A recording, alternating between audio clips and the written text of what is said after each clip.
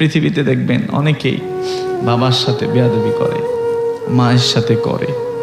রে বাপ এবং মা এটা আল্লাহর অনেক নিয়ামত, যাদের চলে গেছে এরা জানে। কোনো দিন আর আব্বা ডাকতে পারবে না। যে সিরাজ ভাই, আমার ভাই আছে বাম পাশে, বাবা চলে গেছে কিছুদিন আগে, উনি চাইলে আর এই জীবনে কোনো দিন আব্বা করে ডাকবে পারবে না। শেষ, এই ডাকা তার বন্ধ হয়ে গেছে চিরজীবনের জন্য।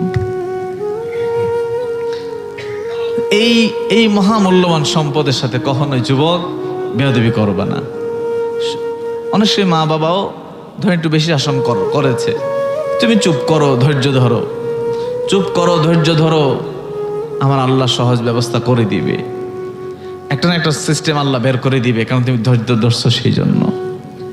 কখনোই মায়ের সাথে বাবার সাথে করবা না। কদিন বাঁচবা?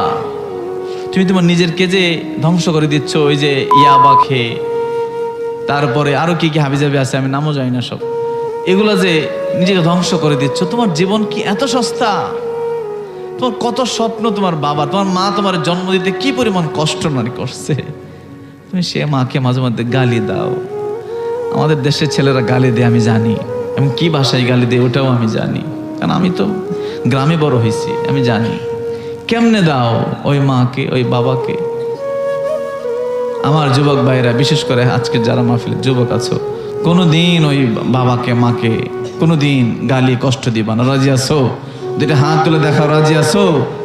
নারে তাকবীর, আরে রিসালাত।